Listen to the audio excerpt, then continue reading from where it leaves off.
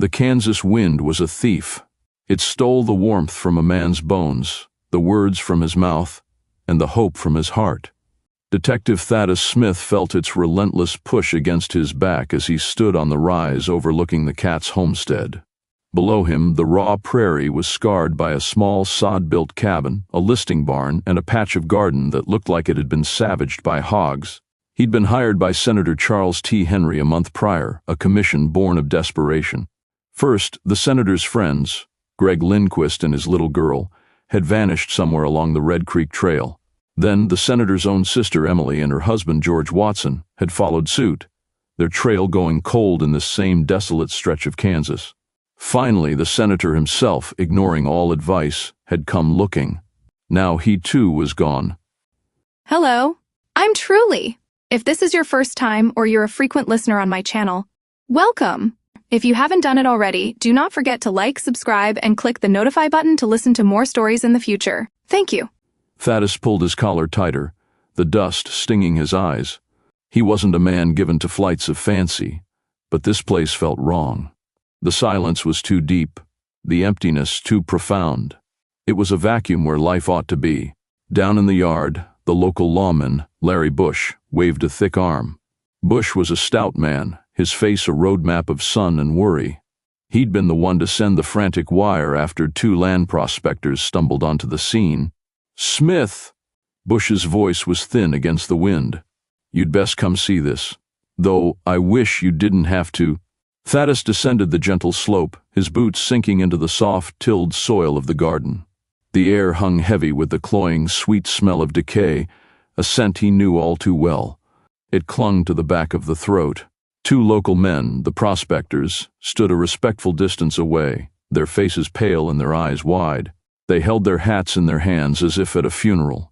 In the center of the garden was a shallow, crudely excavated pit, and in it, what was left of a man. "That's him, I'd wager," Bush said, not looking directly at the grave. "Matches the description the senator gave of his friend, Charles Henry."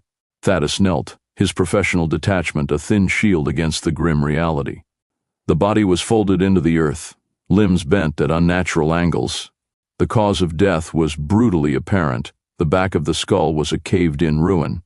His pockets had been turned out, his boots were gone, and a faint indentation on his ring finger spoke of a stolen wedding band. This wasn't an accident. This was slaughter and robbery. "They didn't even dig him deep," Thaddus murmured, his gaze sweeping the area. "They were in a hurry, or they didn't care. The whole place was just left," Bush added, gesturing to the silent cabin. Door swinging in the wind, half-eaten meal on the table, like they evaporated. For the next hour, they worked. Thaddus directed the careful exhumation of Henry's body, wrapping it in a canvas sheet. But his mind was already moving beyond the single grave. The Katzes had provided lodging. Travelers came with money, with horses, with goods. Lindquist, the Watsons, Senator Henry, they had all been traveling with provisions. Where had it all gone? And where were the Katzes? "Let's check the cabin," Thaddus said, his voice flat. The interior was small and dark, smelling of stale grease and unwashed bodies. A crust of bread sat on a wooden plate, a knife beside it. Flies buzzed over a congealing stew in a pot. It was a scene of sudden departure.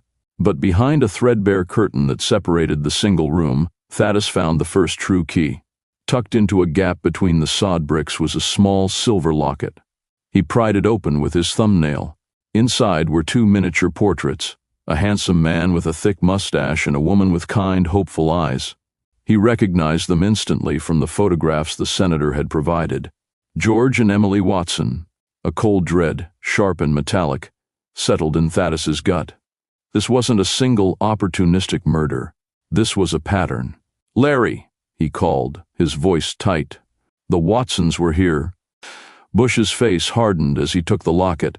"Dear God."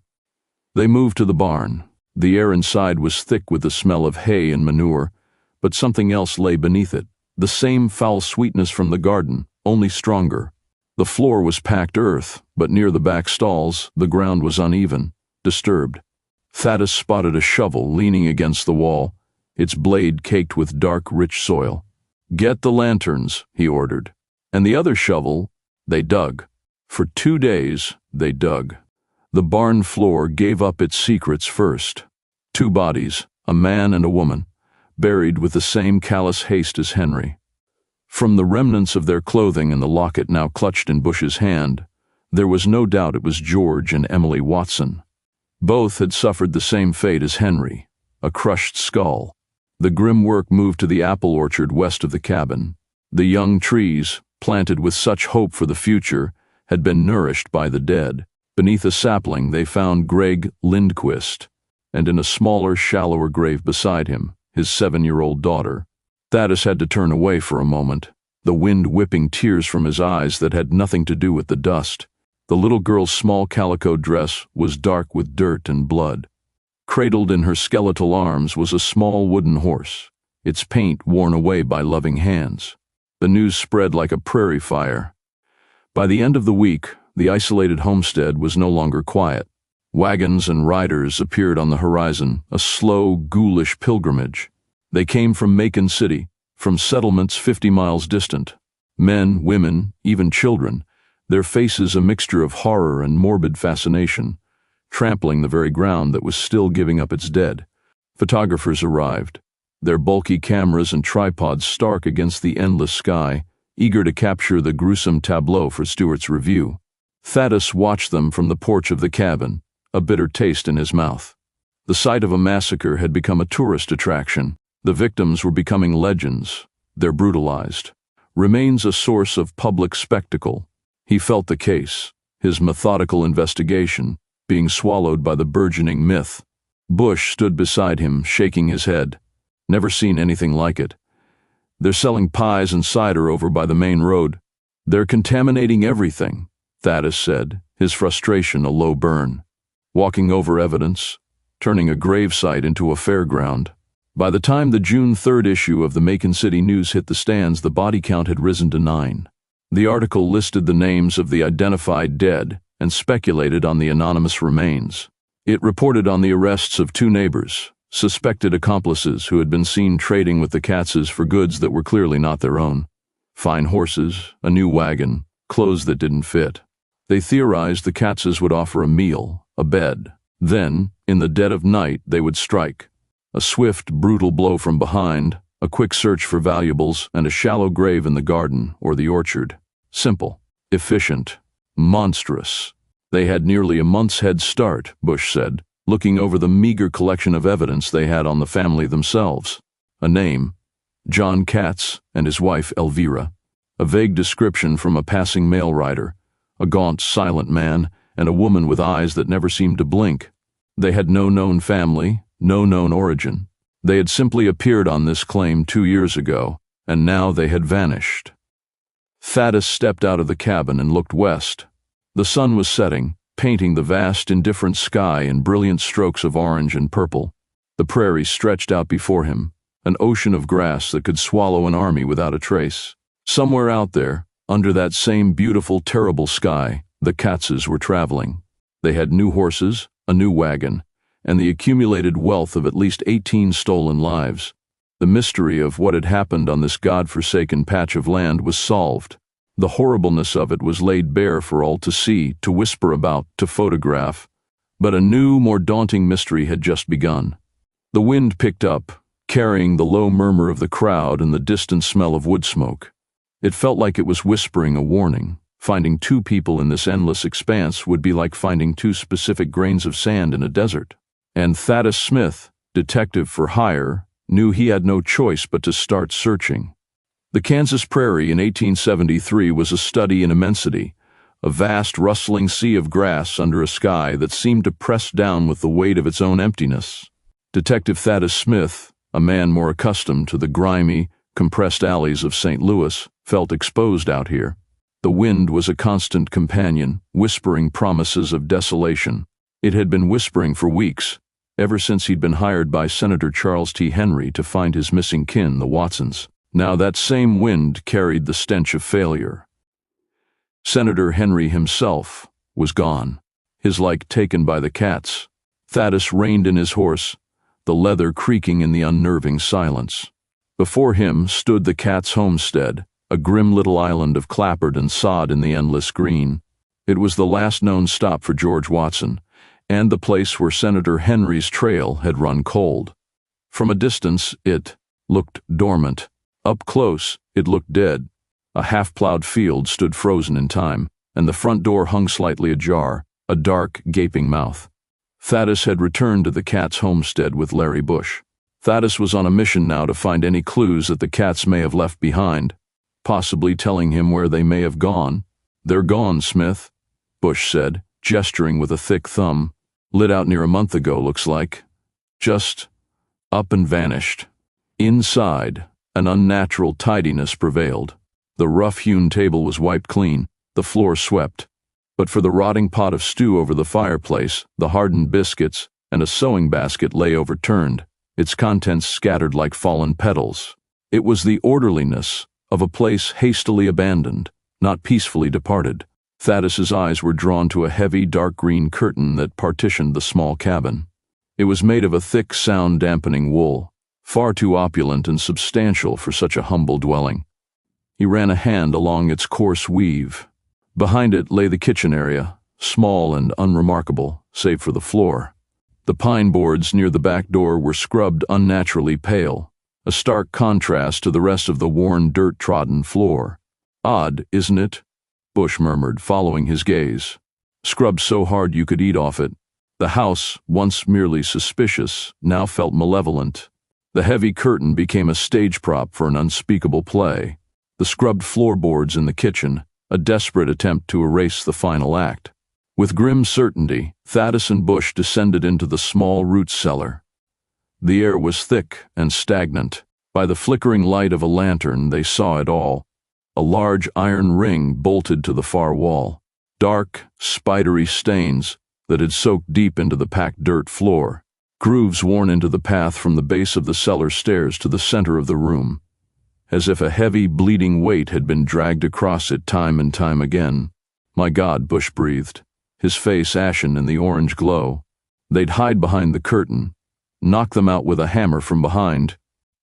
"Bring them down here," Thaddus finished, his voice a low monotone. "Slit their throats and let them bleed out into the dirt.